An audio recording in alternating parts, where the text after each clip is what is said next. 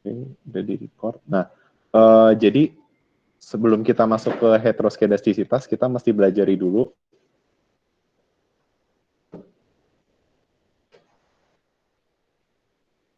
asumsi-asumsi dari multiple linear regression dari Gauss-Markov assumption. Jadi ada, sorry.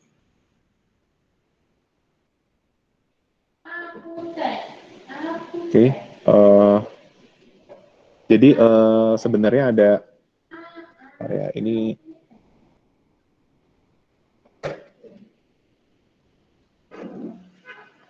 Oke, jadi sebenarnya itu ada apa? Ada 5 dari asumsi MLR berdasarkan Gauss-Markov assumption. Yang pertama itu linear in parameters, random sampling, no perfect collinearity, zero conditional mean, sama homoskedasticity.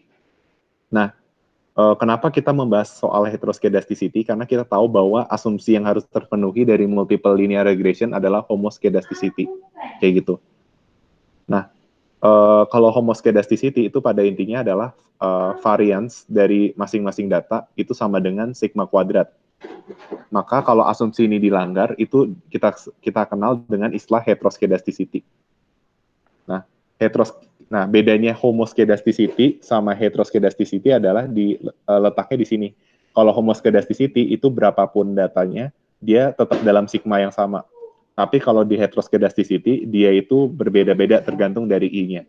Nah, sebelum kita masuk lebih lanjut soal heteroskedastisitas, apa sih heteroskedastisitas? Nah, heteroskedastisitas itu adalah suatu kondisi di mana varians dari residual atau dari errornya itu tidak sama atau tidak konstan pada semua data observasi yang akan diuji. Dan ini terjadi pada cross section dan lebih banyak di cross section daripada di time series. Nah, ini kalau homos, kan kalian waktu itu udah belajar ya soal apa namanya homos waktu di materi pertama-tama. Jadi kan kita kan punya, misalnya kita punya data nih, datanya itu yang ada di titik-titik ini. Nah, kan hasil regresinya tuh yang garis lurus ini. Nah, pada dasarnya kita tuh mau meminimumkan errornya. Berarti kita harus mengasumsikan bahwa errornya itu kalau ditotalkan sama dengan 0. Atau dengan kata lain, jarak dari sini ke sini, dari sini ke sini, itu kalau ditotalin sama dengan 0. Sehingga kita bisa mengasumsikan bahwa Y predik, Y predik sama dengan Y aktual, kayak gitu. Nah, cuma hal ini nggak terpenuhi di heteroskedasticity. Kita bisa lihat bahwa persebaran datanya itu tidak sejalan sama regresinya itu beda-beda. Di tiap observasi itu sigmanya beda-beda, kayak gitu. Sehingga hal ini menyebabkan dilanggarnya asumsi dari si Gauss-Markov assumption. Nah, apa sih sebelum kita masuk dampak dari heteroskedasticity? Sebelumnya kalian masih jelas nggak sampai sejauh ini? Untuk perbedaan antara homo sama heteros. Halo, bisa dengar suaraku? Bisa, Kak. Oke, masih jelas ya. Kalau ada pertanyaan langsung tanya aja ya. Nah, apa sih yang menjadi penyebab dari heteroskedastisitas? Nah, penyebab utamanya adalah terdapatnya outlier, yaitu memasukkan variabel yang tidak penting ke dalam model. Jadi, ketika kita membuat model, kita harus memerhatikan variabel independen apa yang mau kita masukin ke dalam model. Ketika kita masukin variabel yang nggak penting, itu bisa menyebabkan si modelnya itu tidak merepresentasikan keadaan yang sesungguhnya, yaitu heteroskedastisitas. Jadi variansinya itu beda-beda untuk masing-masing data. Nah, itu kan penyebabnya. Nah, konsekuensinya apa? Konsekuensinya ya terjadi yang namanya bias dari varians beta I-nya. Ini koefisiennya ya. Jadi koefisiennya itu bias, tapi tidak menyebabkan bias pada estimator. Tapi kalau kita biarkan, ini akan mengurangi ketepatan data karena estimasinya tidak mendekati nilai populasi. Kayak gitu. Padahal yang diharapkan itu kan seharusnya nilai dari sampel itu seharusnya mendekati populasi. Nah, terus akibat heteroskedastisitas, itu standar errornya juga semakin besar. Ya, sehingga menyebabkan uji T dan F menjadi tidak valid. Jadi nanti ketika terjadi heteroskedasticity, itu kan nanti standar errornya makin besar. Berarti nanti nilai p-value-nya itu dia akan semakin besar sehingga nanti pas uji T sama F itu bisa menjadi tidak valid. Jadi contohnya tuh ketika seharusnya ada variabel yang tidak signifikan, itu malah jadi signifikan karena adanya heteroskedastisitas. Tapi sebenarnya dia nggak signifikan, cuma seolah-olah signifikan. Jadi kayak kondisinya tuh dipaksakan kayak gitu. Sehingga karena dua hal ini, pertama beta I-nya bias, standar error semakin besar, maka kita nggak bisa mengambil kesimpulan dari model tersebut kayak gitu. Nah, kan udah jelas nih masalah dari heteroskedastisitas. Nah, sekarang bagaimana menyelesaikan heteroskedastisitas? Berarti kita tuh harus mendeteksi dengan yang namanya Birch-Pagan test sama White test. Kalau Birch-Pagan test itu apabila hubungan fungsional yang linear antara error term dengan variabel independen. Sedangkan kalau White test untuk hubungan fungsional yang kuadratik antara error term dan variabel independen. Jadi nanti kita kayak ngelakuin uji hipotesis, tapi yang jadi H0-nya itu adalah tidak terdapat heteroskedastisitas atau dia itu datanya homoskedastisitas. Jadi ketika H0-nya tidak dapat ditolak, berarti dia tidak ada heteroskedastisitas atau memang homoskedastisitas saja. Sedangkan kalau H0-nya ditolak, berarti dia terdapat heteroskedastisitas. Kayak gitu. Nah, kriteria penolakannya dari sini.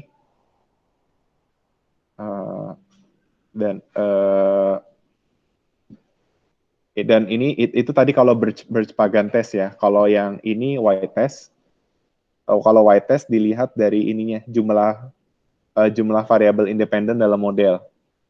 Misalnya ada 3 variabel independen dalam model, berarti nanti DF-nya itu ada 9. Kenapa ada 9? Karena ketika ada, jadi kan kalau kita mau ngetes heteroskedastisitas, itu kita mesti ngecek masing-masing variabel dengan kemungkinan lainnya, termasuk kemungkinan variabel tersebut berinteraksi dengan variabel lain. Makanya di sini ada 9 DF. DF itu degree of freedom ya. Kan rumus degree of freedom itu sebenarnya n-1. Sebenarnya sebelumnya kalian udah tahu belum kenapa asal usulnya degree of freedom itu n-1 umumnya. Macam-macam ya, jadi degree of freedom tuh ada yang n-1, ada yang nggak n-1. Tapi kalau misalnya kalian dapat yang degree of freedom n-1, itu tuh asal usulnya dari sini. Misalnya kan kalian punya data nih, datanya tuh misalnya A, B, dan C. Nah, A, B, dan C itu misalnya rata-ratanya adalah X bar. Oke. Nah, ketika kalian, ya misalnya, atau biar gampang gini aja lah, kita langsung dalam angka aja ya. Misalnya kita punya angka 8, 9, sama 10.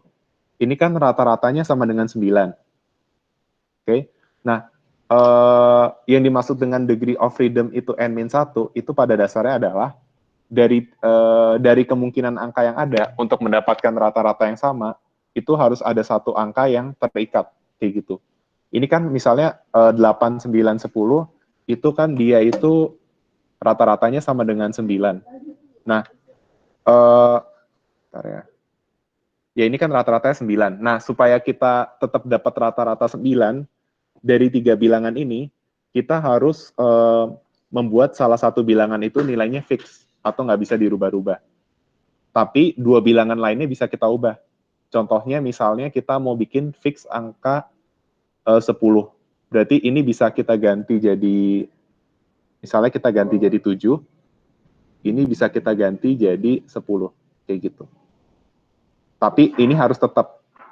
Makanya kenapa degree of freedom umumnya itu n-1, karena dari jumlah bilangan sebanyak n, n-1 itu bisa kita ubah-ubah nilainya untuk mendapatkan rata-rata yang sama. Tapi salah satu nilainya itu harus tetap, kayak gitu. Nah, kalau ini, untuk kasus ini agak beda. Dia ketika ada 3 variabel independen, itu degree of freedom-nya 9. Kenapa? Karena kemungkinannya itu adalah X1, X2, X3, X1 kuadrat. Karena kan kalau White test tuh tadi dia bentuk persamaannya kuadratik kan. Berarti X1, X2, X3 itu kemungkinan lainnya adalah X1 kuadrat, X2 kuadrat dan X3 kuadrat. Selain itu, dia ada X1, X2, X1, X3, dan X2, X3. Ini sebenarnya ini tuh harusnya ada bentuk rumusnya ya. Jadi kalian langsung tahu gitu kalau misalnya ada berapa independent variable, itu kalian tahu hubungannya harus ada berapa ini nilai deltanya. Ini kan kalau 3 independent variable ada 9. Nah, sekarang kita coba ya kalau misalnya ada 4 independent variable. Kita cari, aku cari lembar yang agak kosong ya.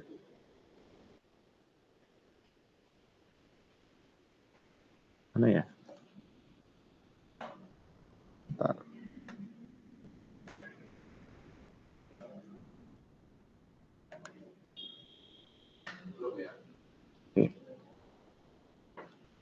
Ya. Jadi tadi kan kalau misalnya ada 3 variabel independen, berarti pas kita melakukan y-test itu tuh dibikin.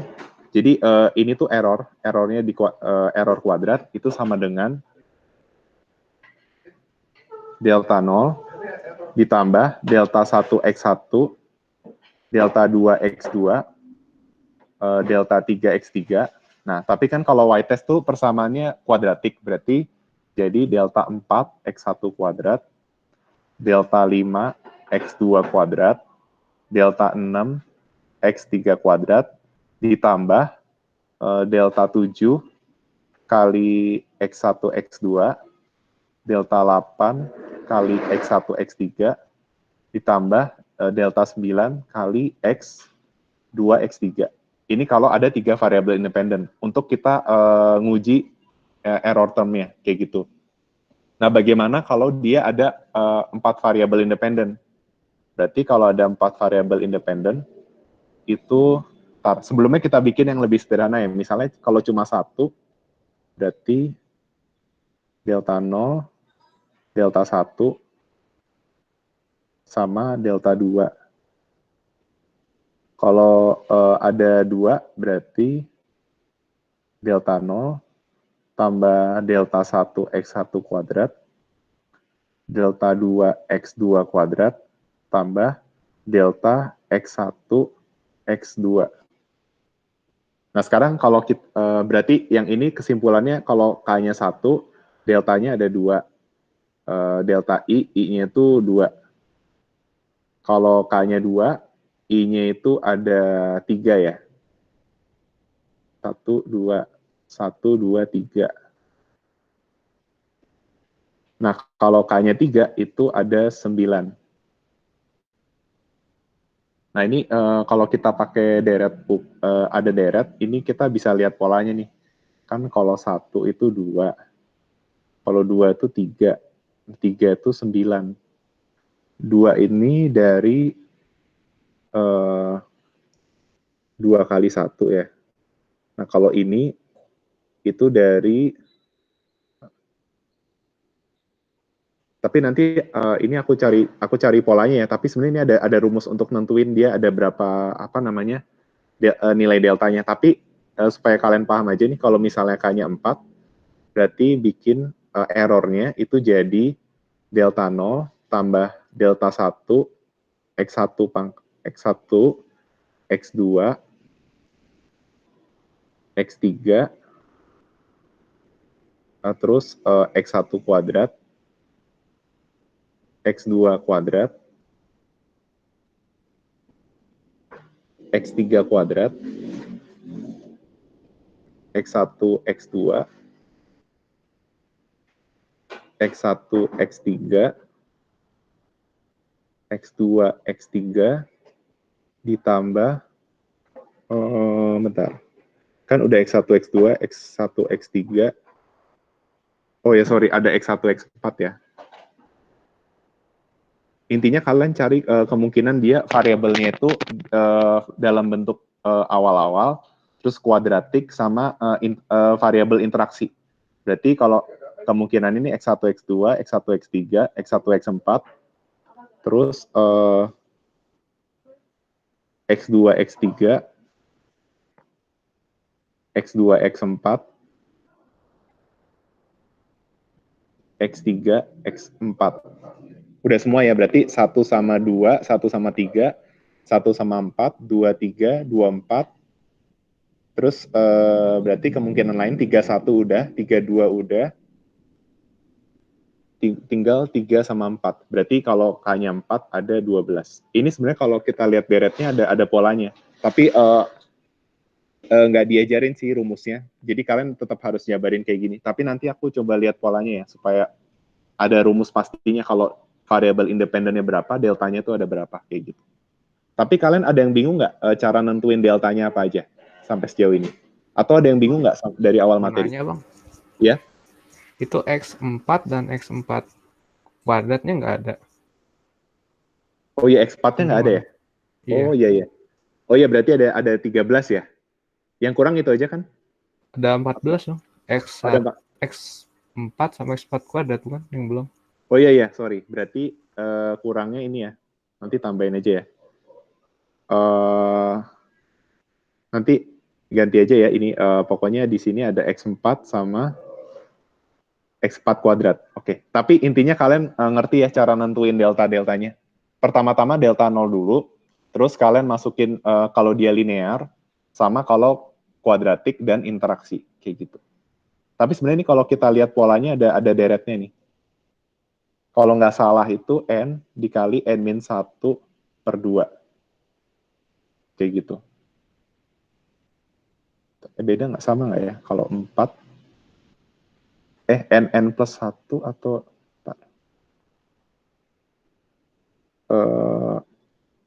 nanti deh pokoknya aku coba lihat polanya ya. Tapi intinya kalian ngerti cara nentuin jumlah variabel. Ada lagi yang mau nanya selain Teddy? Bisa kita lanjut? Bisa. Oke, kita lanjut ya. Kayak gitu. Itu intinya untuk lakukan white test. Nah, terus bagaimana setelah kita lakukan tes, jika terdapat heteroskedastisitas, kita harus melakukan robust terhadap model yang kita punya. Namun sebelum melakukan white test atau Birch-Pagan test, sebaiknya cek sendiri dulu apakah variabel yang dimasukkan sudah tepat, kayak gitu. Ini slide-nya cuma sampai sini. Aku dapat slide-nya dari Gina juga. Sekarang kita coba explore bukunya aja ya. Kira-kira apa yang bisa dibahas.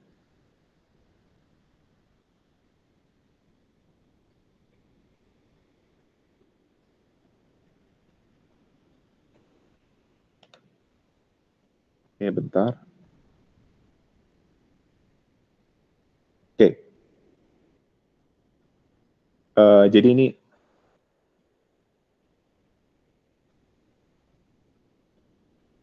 dari mana ya?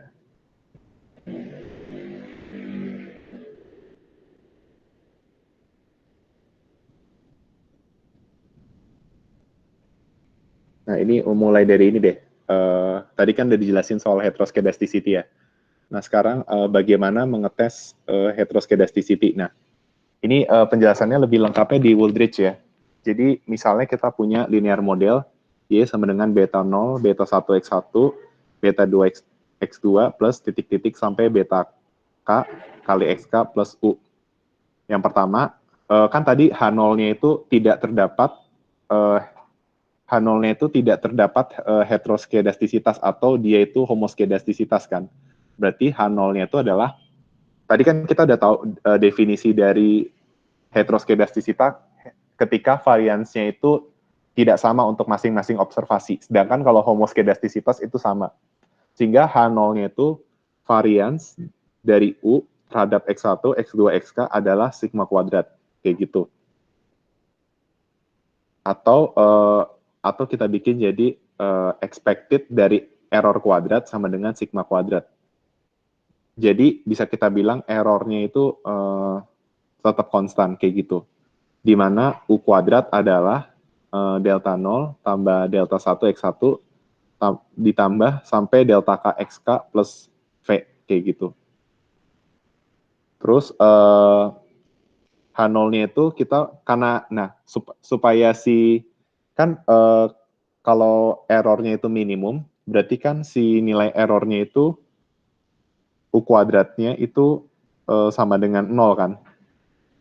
Sehingga kita H0-nya itu kita bikin nilai dari masing-masing delta ini itu harus sama dengan nilai delta 1, delta 2, sampai ke delta K itu harus sama dengan 0. Kayak gitu.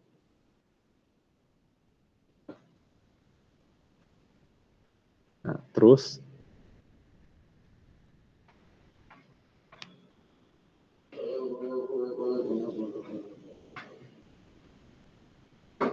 ini kita melakukan ujinya. Ini untuk rumus F statistiknya. Terus ini LM tesnya. Kalau untuk, jadi nanti kita cari juga nilai LM-nya, tapi nilai LM tuh dapatnya dari sini. LM sama dengan N dikali R square dari si error term-nya, kayak gitu. Nah, ini ada langkah-langkahnya. Pertama, kita estimate the model by OLS as usual, terus obtain the square OLS residual dari U square-nya. Terus kita cari R square-nya dari regresi, terus baru ini tahap ketiga, kayak gitu.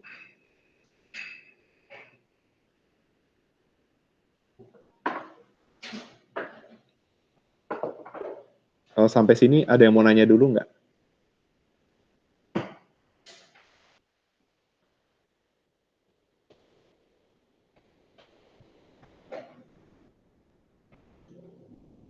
Halo, ada yang mau nanya sampai sejauh ini? Jadi intinya kalau aku review lagi, tadi heteroskedasticity itu ada penyebab sama konsekuensinya ya. Penyebabnya yang ini, adanya outlier sama memasukkan variabel yang tidak penting dalam model. Terus ini konsekuensinya, variansnya jadi bias, standard errornya semakin besar sehingga tidak ada kesimpulan yang dapat diambil. Sampai sejauh ini ada yang mau nanya dulu nggak?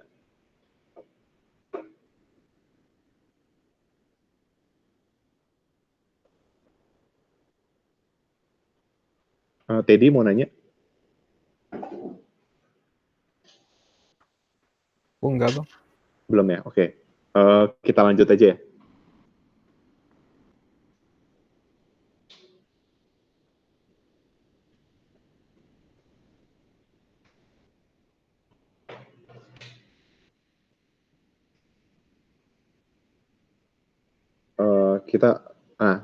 Jadi terus ya tadi aku udah bilang penyebabnya tadi ada outlier, terus memasukkan variabel yang nggak penting, terus konsekuensinya tadi jadi varians betanya itu bias, dan standard error semakin besar, sehingga nggak ada kesimpulan yang dapat diambil. Nah, terus tadi untuk mengetes heteroskedastisitas itu ada dua, pakai Birch-Pagan test sama si white test, kayak gitu. Tadi kalau Birch-Pagan test itu ini ada langkah-langkahnya, kalian bisa baca caranya. Sebenarnya ini lebih gampang kalau kita pakai Stata ya, tapi aku belum siapin datasetnya. Jadi nanti harus aku siapin dulu. Tapi intinya tesnya itu ada Birch-Pagan test sama white test. Kalau white test ini bikin errornya pakai delta-delta kayak gitu. Nah, selain kita belajar Birch-Pagan test sama white test, kita pakai WLS estimation kayak gitu. Yang dimaksud dengan Wedge least square tuh kayak begini. Kita misalnya itu ceritanya terjadi heteroskedastisitas, sehingga variansnya itu kan kalau homoskedastisitas itu varians dari UX itu sama dengan sigma kuadrat. Sedangkan kalau heteroskedastisitas itu varians dari error terhadap X itu sama dengan sigma I kuadrat. Kayak gitu. Nah, misalnya dia itu variansnya itu sigma kuadrat, kan harusnya sigma kuadrat kali sigma kuadrat I. Nah, ini tuh kita ganti jadi sigma kuadrat HX. Di mana HX itu merupakan explanatory variable yang menjelaskan adanya heteroskedasticity. Jadi sebenarnya HX-nya itu bisa kita ganti jadi I. Kalau HX-nya lebih dari 0, itu menyebabkan nilai variansnya jadi meningkat ketika observasinya bertambah, sedangkan kalau kurang dari 0 dia berkurang, kayak gitu. Ya, asumsikan fungsi HX ini diketahui, kayak gitu. Nah, berarti misalnya kita punya persamaan seperti ini. di mana saving adalah fungsi dari income. Jadi saving sama dengan beta 0 ditambah beta 1 dikali income I terhadap ininya, variabelnya, ditambah UI, kayak gitu. Di mana, ini kan ceritanya ada heteroskedastisitas, berarti di mana variance dari error terhadap income itu sama dengan sigma kuadrat dikali income terhadap I. Nah, supaya kita bisa, dalam kasus ini, untuk kita menghilangkan heteroskedastisitas, itu caranya kayak gini. Pertama-tama kita harus membuat nantinya tuh expected errornya tinggal sigma kuadrat aja. Harusnya kan sigma kuadrat aja. Sedangkan ini ada sigma kuadrat dikali income. Nah, berarti logikanya supaya si income-nya hilang, itu kita harus bikin expected error-nya itu dibagi dengan si unsur HI atau income-nya. Kayak gitu. Nah, logikanya gini. Kan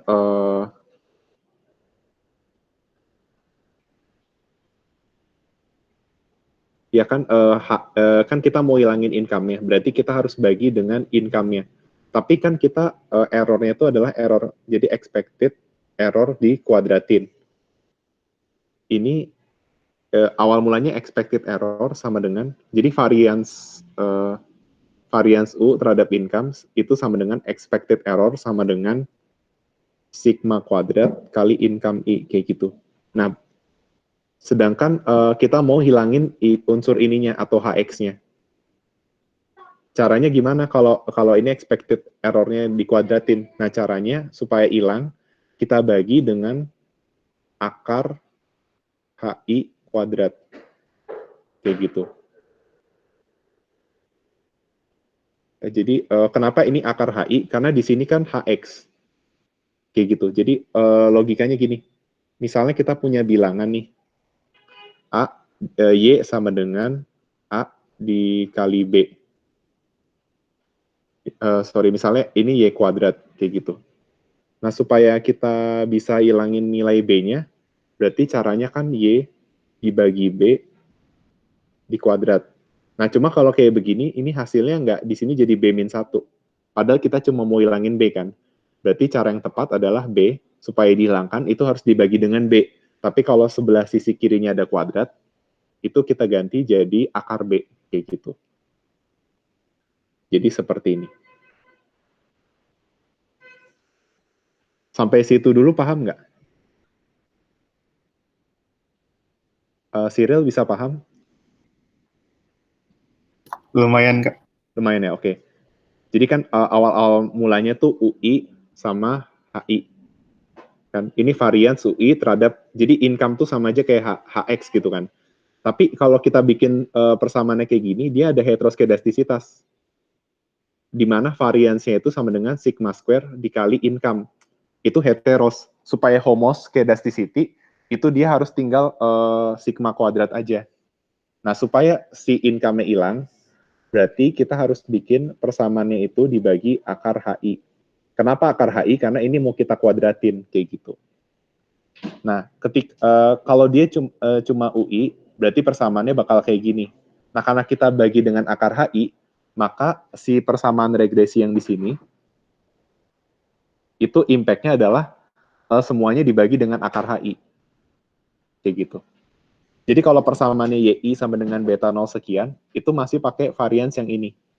Nah, tadi kan kita mau hilangin income-nya, berarti caranya adalah dibagi dengan akar HI. Berarti impact-nya terhadap semua persamaan itu harus dibagi dengan akar HI. Kayak gitu. Kita sederhanakan jadi kayak gini. Atau dengan kata lain, ini kan saving I. Berarti nanti kalau kita rubah nih yang ini, itu jadi seperti ini. Saving dibagi income sama dengan beta 0 per income ditambah, sorry ini berantakan ya, kita pindah slide aja. Jadi saving sama dengan beta 0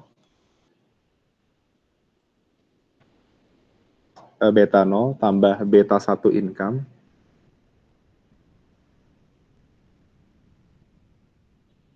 income iya, ditambah error,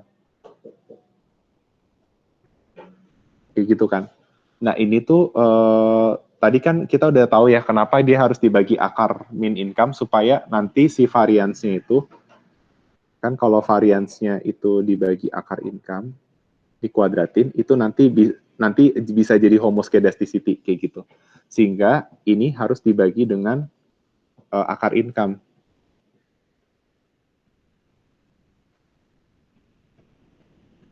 Berarti jadi saving bagi akar income sama dengan beta 0 tambah beta 1 income ditambah akar income ditambah UI per akar income. Kayak gitu. Persamaannya jadinya kayak gini.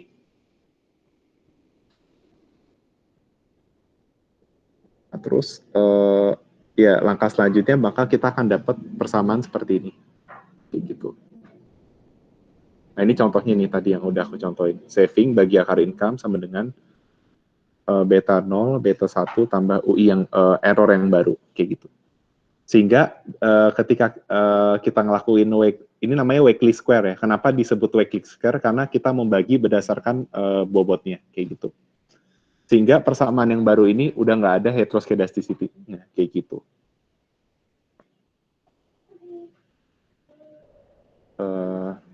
Sebenarnya heteroskedasticity agak dikit sih materinya.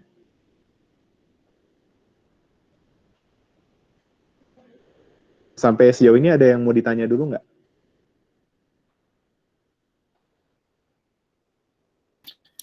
Kak, bedanya weighted square sama robust apa ya, Kak? Oh, bedanya weekly square sama robust ya.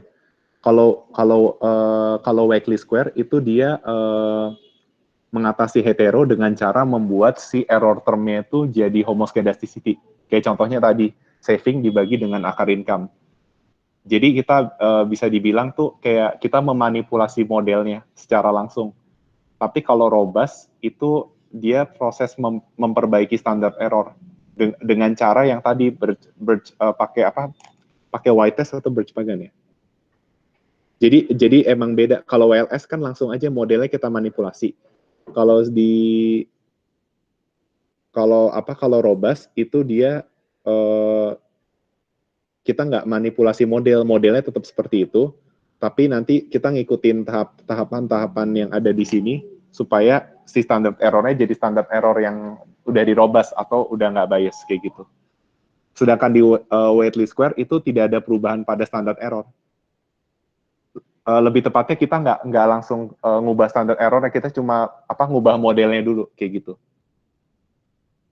Udah kejawab belum? Oke, Kak, makasih. Oke. Kayak gitu.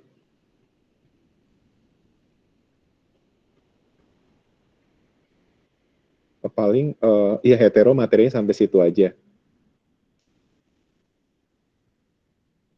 Nah paling kita masuk ke contoh soal ini dulu ya, paling 3 soal dulu ya. Sebenarnya aku mau bahas yang computer exercise, cuma aku belum benar-benar belum persiapan. Paling aku sebenarnya mau ngadain tambahan belajar lagi sih, soalnya kayaknya hari ini masih kurang banget. Kira-kira kalian ada usul nggak mau hari apa? Kalau misalnya hari Rabu gitu bisa nggak? Jadi kan ini hari ini kita udah dapat teorinya. Nah paling ya buat hari kedepannya kita bentar lagi tapi bahas khusus komputer exercise-nya. Soalnya kayaknya kalau cuma bahas teori kalian cuma tahu doang kan. Sedangkan kalau kita nggak nyoba pakai stata itu kayak kurang dapat feel-nya. Kira-kira hari Rabu bisa nggak? Cyril, Teddy gimana?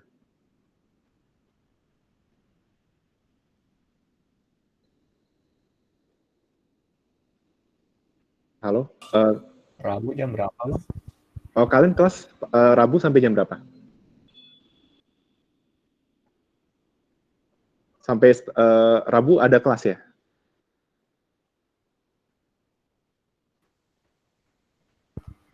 Ada ini sih bang, seminar. Oh, yang acara kemarin seminar teh. ya?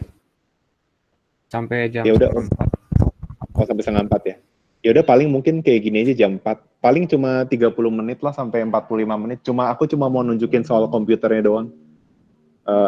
Pakai statanya gimana. Tapi kalian di praktikum udah bahas tentang heteroskedasticity belum? Udah, Kak.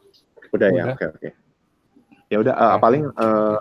ya hari Rabu ya aku kabarin kalau bisa. Aku pengen nunjukin komputer exercise-nya kayak gitu. Boleh, Paling Kak. ya hari ini kita bahas soal teorinya dulu ya. Ada 3 soal nih, 1, 2, sama 3. Ini nanti aku share juga ya kunjaunya. Yang nomor 1 nih, soalnya kayak gini. Which of the following are mana yang merupakan konsekuensi dari heteroskedasticity? Ya, ketika ada OLS estimator, itu nilai betanya akan inkonsisten. Ini true or false? Ini jawabannya ya. Jadi kita dari antara 3 ini kita disuruh mencari mana yang merupakan konsekuensi dari heteroskedasticity. Yang pertama dibilang katanya pada dalam OLS estimator nilai beta J-nya itu inkonsisten. Yang kedua, F statistiknya no longer has an F distribution, atau bisa dibilang F statistiknya tidak mencerminkan nilai sesungguhnya. Sedangkan yang ketiga itu OLS estimatornya tidak lagi blue. Blue itu singkatan dari Best Linear Unbiased Estimator. Nah, jawabannya itu adalah yang merupakan konsekuensi dari heteroskedastisitas adalah part 2 dan part 3. Ini alasannya. Karena kita tahu bahwa dalam heteroskedasticity menyebabkan inference statisticalnya itu tidak lagi tergantung dari nilai TF-nya. Karena nilai TF-nya itu tidak valid. Terus ketika ada heteroskedasticity, itu melanggar Gauss-Markov assumption. Jadi suatu persamaan bisa dibilang blue atau best linear unbiased estimator ketika dia memenuhi Gauss-Markov assumption. Tapi ketika Gauss-Markov assumption yang nggak terpenuhi, maka si OLS-nya itu nggak mencerminkan blue, tapi jadi lu. Kayak gitu. Nah, kenapa yang nomor 1 nggak termasuk? Karena tadi kalau di slide itu dibilang bahwa yang bias itu varians dari beta I. Kayak gitu, bukan beta J. Yang membedakan I sama J, kalau I itu menunjukkan observasi, kayak gitu. Kalau J itu menunjukkan apa ya? Kalau nggak salah J itu, aku nggak tahu juga ya. Tapi harusnya yang benar ini beta I-nya. Bukan beta J, kayak gitu. Jadi jelas ya, kenapa yang benar cuma 2 sama 3, kayak gitu. Sampai sejauh ini masih bisa ngikutin ya? Bisa kita lanjut ke nomor 2 sama 3.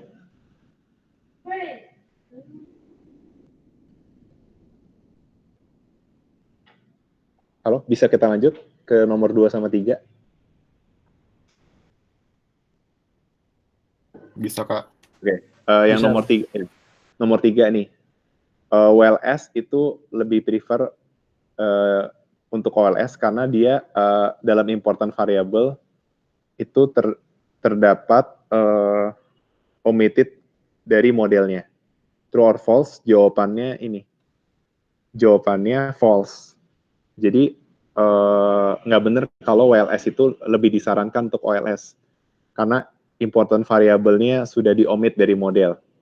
Karena unbiasedness dari OLS dan OLS itu crucially on assumption MLR4. Jadi unbiased dari WLS sama OLS itu akibat dari si heteroskedasticity. MLR4 kan heteroskedasticity. Dan ketika asumsinya dilanggar, variabel itu omitted. Sehingga nggak gimana yang jelasinnya?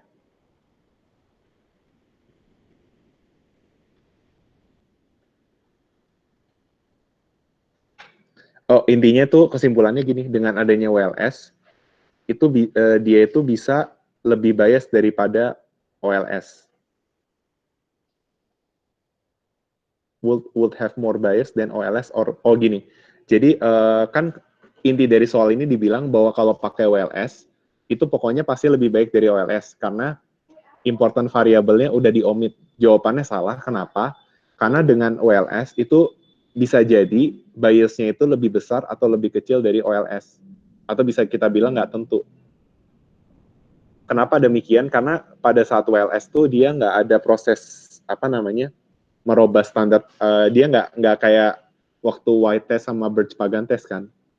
Dia cuma dibuat si variabelnya itu kita bikin supaya seolah-olah nilai dari errornya itu udah nggak ada heteroskedasticity-nya kayak gitu.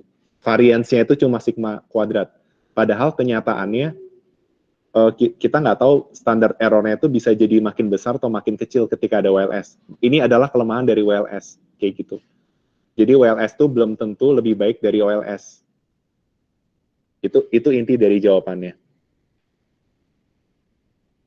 Tapi ketika ada WLS, itu benar variabel omit-nya itu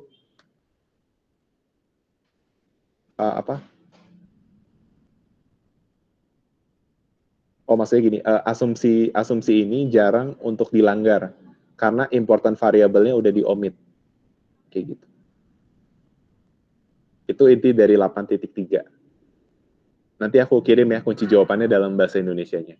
Nah, kalau yang 8.2, ini sama kayak tadi ya soalnya. Dibilang variansnya itu sigma kuadrat dikali income kuadrat. Berarti kayak tadi, caranya kita bikin dulu varians error terhadap variabel independen sama dengan sigma kuadrat kali income kuadrat. Nah, supaya gampang kita misalin income kuadrat itu jadi HX. Kayak gitu. Sehingga supaya ini kuadratnya hilang, berarti karena HX adalah income kuadrat. Nah, supaya tinggal income aja, ini kita akarin jadi akar HX. Sehingga ini bisa kita bagi dengan income. Bir dibagi income sama dengan beta 0 ditambah beta 0 kali 1 per income ditambah beta 1, beta 2 price per income, beta. Nah, semua variabelnya intinya dibagi dengan income. Kayak gitu. Berarti semua dibagi income, income, income, income, sama income. Errornya juga baru. Nah, dampak dari kita bagi semua dengan income, itu akibatnya adalah ini, beta satunya ini, kan awal mulanya beta 1 dikali income dibagi income. Nah, ketika income dibagi income, itu kan tinggal jadi beta 1. Berarti kita untuk persamaan yang baru, di mana bir dibagi income, itu nilai beta satunya yang jadi intercept-nya, atau jadi konstantanya, kayak gitu.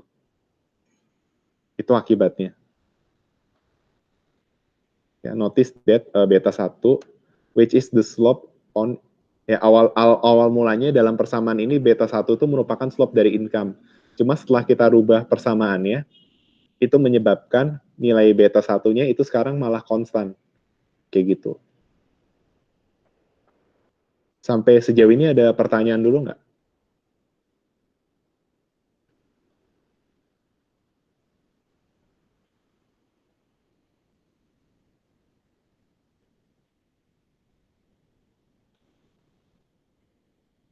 Ada pertanyaan dulu? Kalau nggak ada, kita lanjut di hari Rabu ya, nanti dikabarin aja enaknya jam berapa habis seminar. Karena kayaknya sih yang ini kayak gini-gini bisa keluar di UAS, bisa enggak, tapi kayaknya sih di UAS lebih banyak computer exercise, jadi kita lebih banyak latihan dari si computer exercise-nya aja ya. Cuma kalau hari ini aku belum siapin, jadi kita lanjut hari Rabu aja ya. Sampai sejauh ini ada yang mau nanya dulu nggak? Teddy, mau nanya dulu Teddy?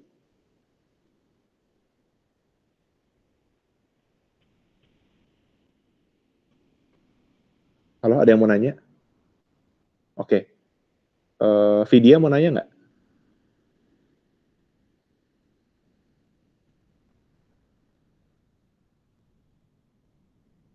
Oke. Oke, kalau nggak ada, kita akhiri aja SG-nya. Nanti dikabarin lagi ya Rabu enaknya jam berapa. Bentar aja lah, cuma buat latihan computer exercise aja kok. Oke. Terima kasih yang udah join. Nanti aku share recordnya ya.